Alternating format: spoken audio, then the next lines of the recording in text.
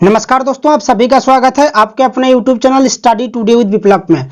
आज के इस वीडियो में हम NCERT क्लास 10th मैथ का VVI क्वेश्चंस देखेंगे।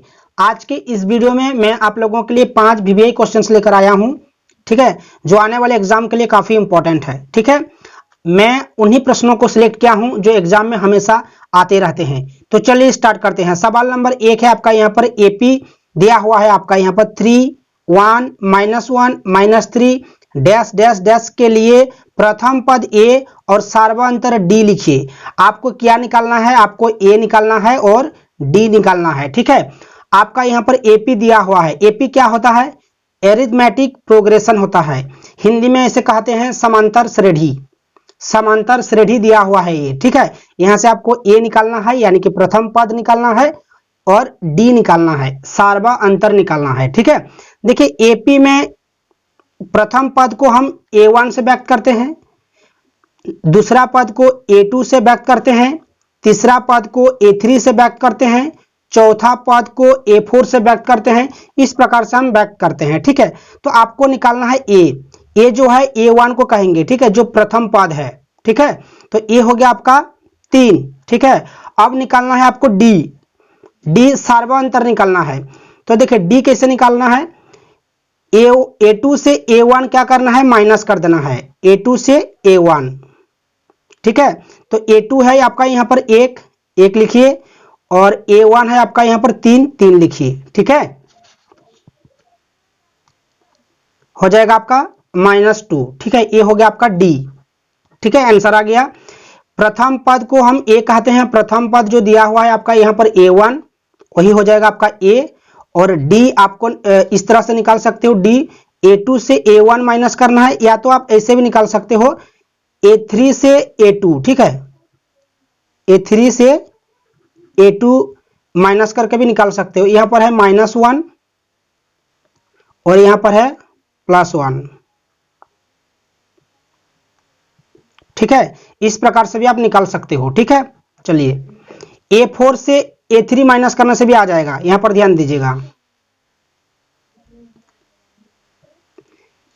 A4 से A3, sorry A4 A3, A4 यहां पर है -3, A4 यहां पर है -3, और A3 है यहां पर आपका -1, तो यहां पर -1 लिख दीजिए। ठीक है, माइनस और माइनस से मल्टीप्लाई करेंगे तो +1 हो जाएगा यहाँ पर। ठीक है, -2 आ गया। ठीक है, आप A2 से A1 माइनस करके निकाल सकते हो, A3 से A2 माइनस करके निकाल सकते हो, या तो A4 से A3 माइनस करके निकाल सकते हो। ठीक है, इस प्रकार से आप D निकाल सकते हो। ठीक है, चलिए नेक्स्ट क्वेश्चन की ओर चलते हैं। चलिए सवाल नंबर 2 देखिए। सवाल नंबर 2 है आपका, यहाँ पर AP दिया हुआ है। फिर से AP दिया हुआ है आपका 2 7 12 डैश डैश डैश का 10वां पद ज्ञात कीजिए। पहला पद दिया हुआ है आपका यहाँ पर 2, दूसरा पद दिया हुआ है 7, तीसरा पद दिया हुआ है यहाँ पर 12। आपको 10वां पद निकालना है। ठीक है, 10वां पद। तो यहाँ पर देखिए ये A1 है, ये A2 है, और ये A3 है। ठीक है, तो देखिए जब भी यहाँ पर बाँ लिखा रहेगा, ठीक है, 10वां पद निकालना है, 12वां पद निकालना है, 15वां पद निकालना है, तो आपको एक सूत्र याद करना है। ठीक है, AN बराबर होता है A plus N-1 into D।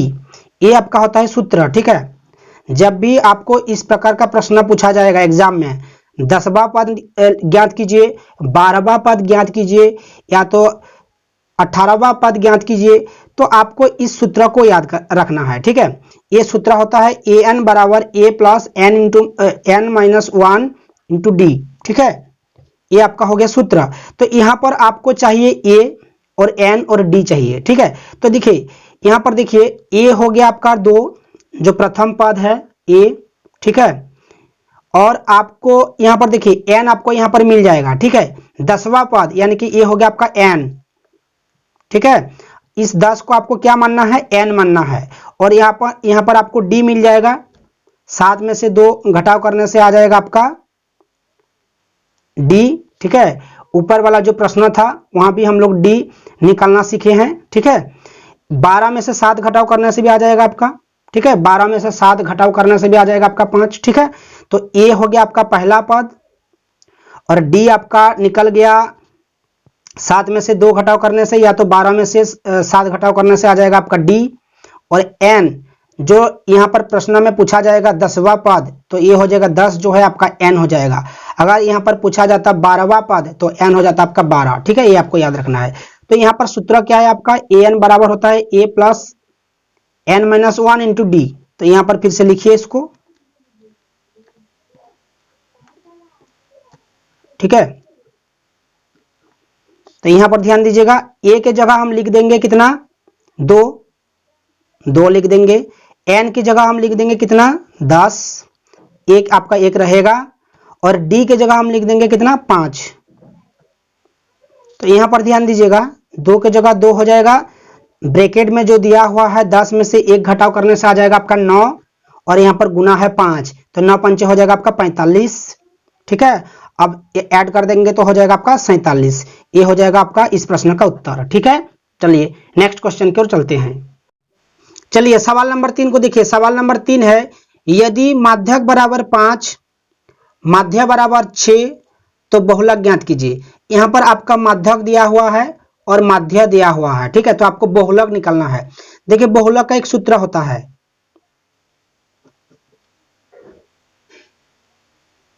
बहुलक बराबर होता है 3 गुना माध्यक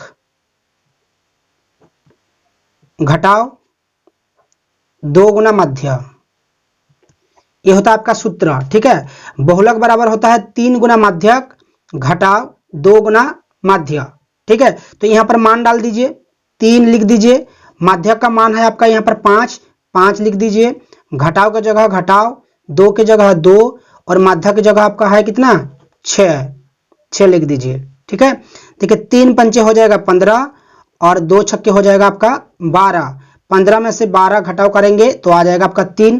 ये हो गया आपका आंसर। ठीक है, देखिए माध्यक दिया रहेगा और माध्य दिया रहेगा, आपको बहुलक निकालने के लिए बोला जाएगा। तो इस सूत्रों को आपको याद रखना है। बहुलक बराबर होता है 3 गुना माध्यक घटाव 2 गुना माध्य। यहां से इस सूत्र से आप माध्यक भी निकाल सकते हो और माध्य भी निकाल सकते हो। ठीक है, तीनों आप निकाल सकते हो, बहुलक, माध्यक और माध्य। किसी दो का अगर मान दिया रहेगा, चाहे जैसे मान लीजिए बहुलक का मान दिया हुआ है और माध्यक का भी मान दिया हुआ है, आपको माध्य निकालना है तो इस सूत्र से आप निकाल सकते हो। ठीक है, चलिए नेक्स्ट क्वेश्चन की ओर चलिए। सवाल नंबर 4 को देखिए। सवाल नंबर 4 है यहाँ पर, संख्याओं 6 और 20 के अभाज्य गुणनखंड विधि द्वारा एचसीएफ और एलसीएम ज्ञात कीजिए। अभाज्य गुणनखंड विधि द्वारा आपको एचसीएफ निकालना है और एलसीएम निकालना है।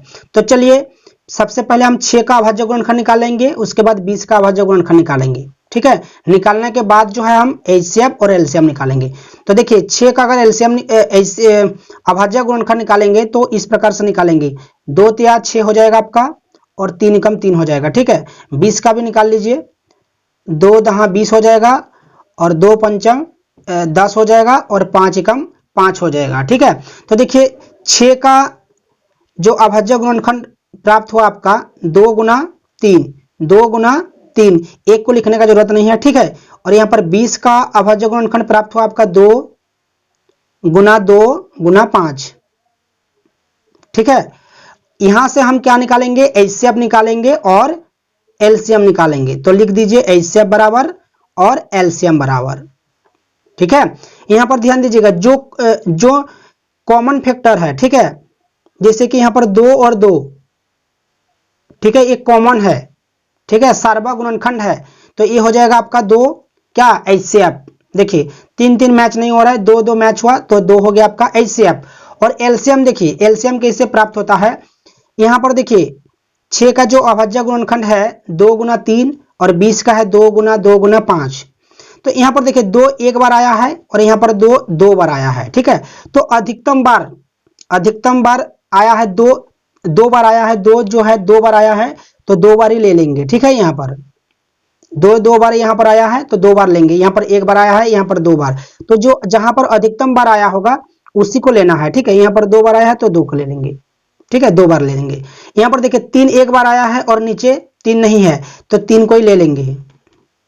यहाँ देखिए 5 एक बार आया है नीचे तो 5 को ही ले लेंगे। ठीक है, मान लीजिए नीचे एक बार 5 है और ऊपर में 5 3 बार आया होता तो 3 बार को ले लेते, 5 गुना 5 गुना 5 तीनों को ले लेते हैं यहाँ पर। ठीक है, जो सबसे अधिकतम बार आएगा उसी को लेना है। ठीक है, तो देखिए एलसीएम हो गया आपका 2 गुना 2 गुना 3 गुना 5, तो 2 दूनी 4, 4 12, 12 पंचे 60। ठीक है, ये हो जाएगा आपका क्या एलसीएम। एचसीएफ हो गया आपका 2 और एलसीएम हो गया आपका 60। चलिए नेक्स्ट क्वेश्चन की ओर चलते हैं। चलिए सवाल नंबर 5 को देखिए। सवाल नंबर 5 है आपका 140 को अभाज्य गुणनखंडों के गुणनफल के रूप में व्यक्त कीजिए। 140 को अभाज्य गुणनखंडों के गुणनफल के रूप में व्यक्त कीजिए। मोस्ट इंपॉर्टेंट क्वेश्चन है। ठीक है, चलिए सबसे पहले हम 140 का अभाज्य गुणनखंड निकालते हैं, उसके बाद जो है इसे हम गुणनफल के रूप में व्यक्त कर देंगे। तो चलिए 140 का अभाज्य गुणनखंड इस प्रकार से निकाल लीजिए। देखिए इकाई के स्थान पर अगर 0, 2, 4, 6 या 8 रहे, किसी भी संख्या के इकाई अंक अगर 0, 2, 4, 6 या 8 रहे तो वह 2 से पूर्णतः विभाजित होती है। ठीक है, 2 से पूर्णतः विभाजित होती है। अगर किसी संख्या के इकाई अंक 0 या 5 रहे तो वह पूर्णतः 5 से विभाजित होती है। तो यहाँ पर 0 है इकाई के स्थान पर, तो 2 से पूरी विभाजित हो जाएगी, तो 2 से दे देंगे, 2 7 14 हो जाएगा और 2 0 में 0 हो जाएगा।